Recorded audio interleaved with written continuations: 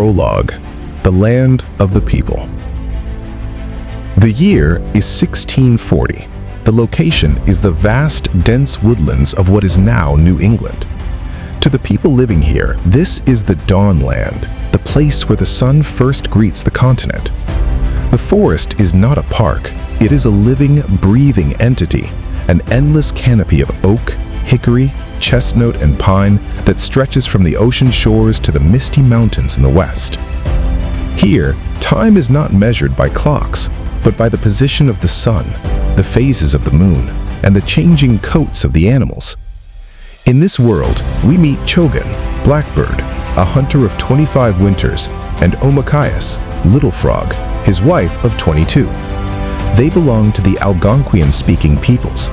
Their life is a testament to human resilience, a complex dance of survival where one mistake can mean death, but where community and tradition provide a profound sense of purpose.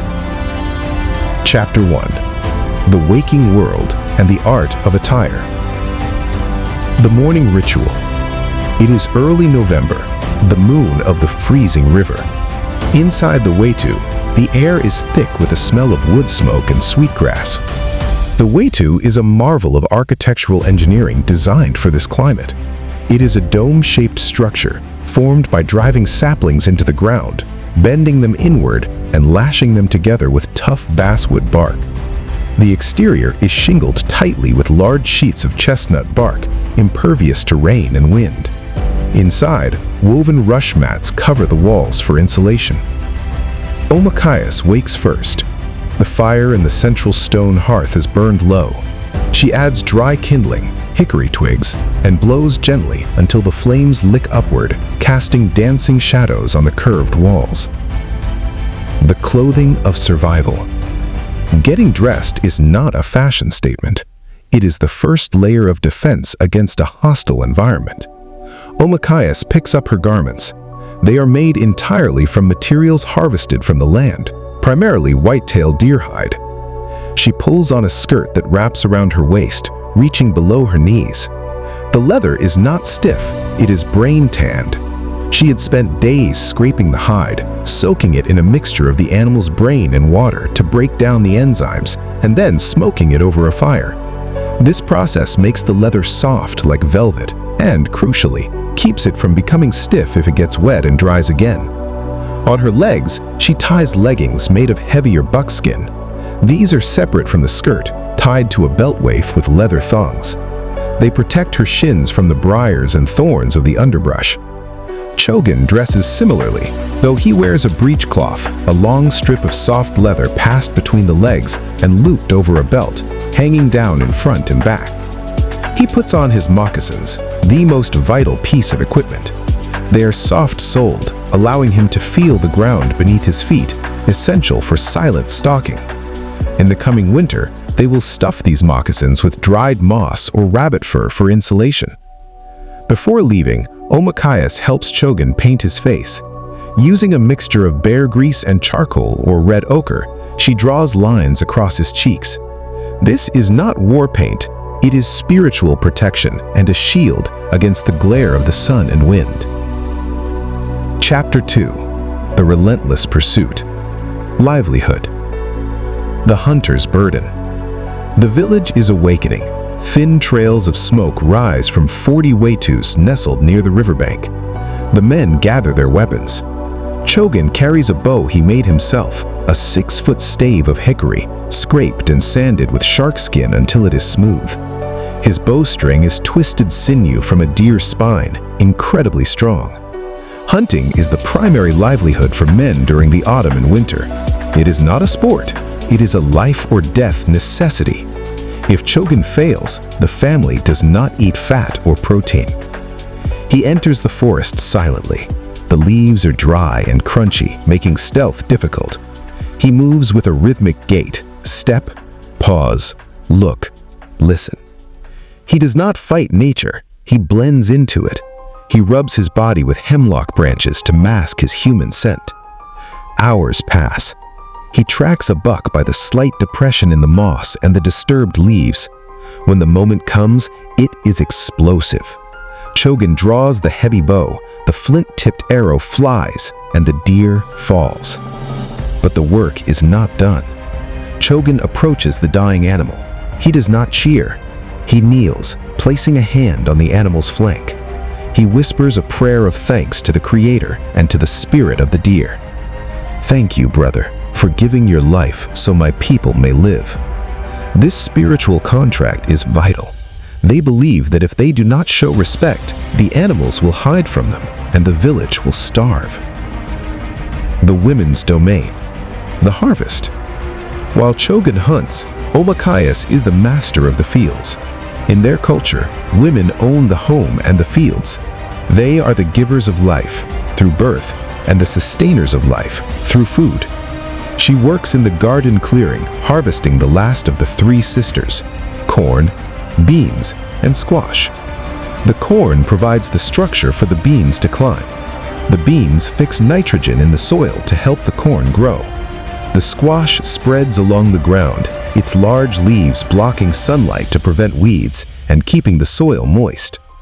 Omakayas carries a woven basket on her back, supported by a tumline, a strap across her forehead. This allows her to carry heavy loads of squash and corn back to the village without straining her arms. The preservation of food is an endless task. The corn must be dried on mats in the sun, then shelled and stored in underground pits lined with birch bark to keep it dry and safe from mice. This dried corn will be ground into meal for nasamp, a thick porridge that will sustain them through the lean months. Chapter 3. Marriage, courtship, and social dynamics. The rules of love. As the sun sets, the village becomes a social hub.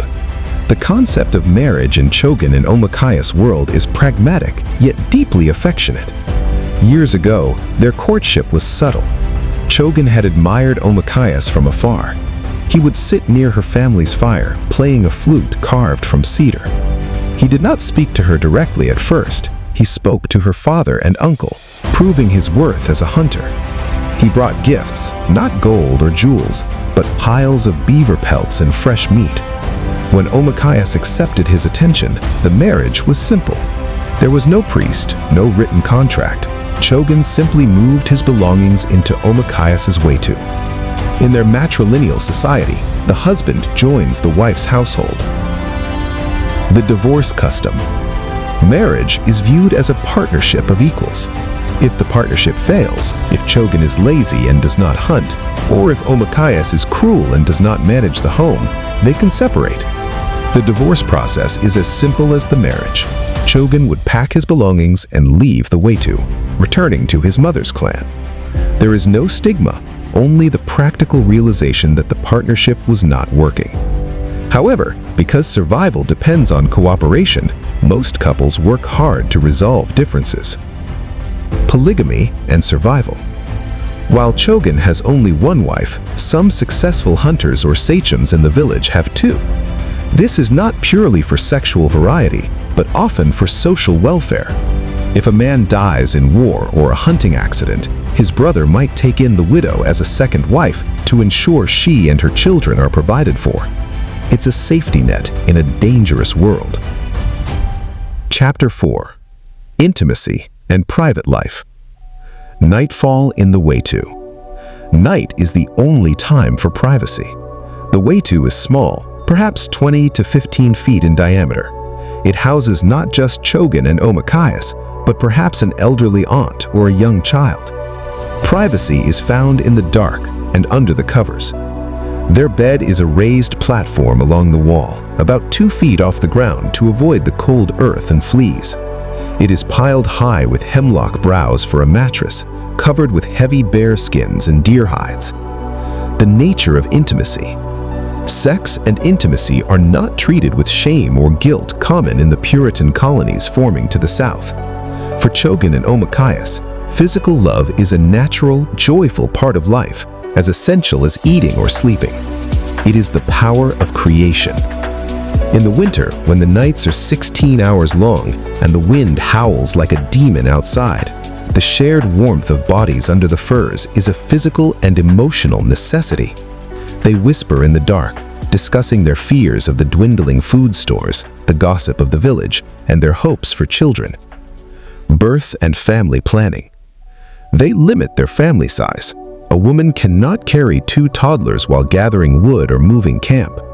Omachayas breastfeeds her children for 3 to 4 years.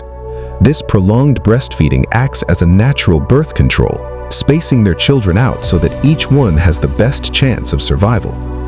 When Omachayas is menstruating, she often retreats to a separate moon lodge with the other women. This is not because she is considered unclean in a negative sense, but because she is considered at the height of her spiritual power. Men are thought to be vulnerable to this power, so they stay apart. It is a time for the women to rest, gossip, and govern their own affairs without men present. Chapter 5. The Battle with Nature. Winter.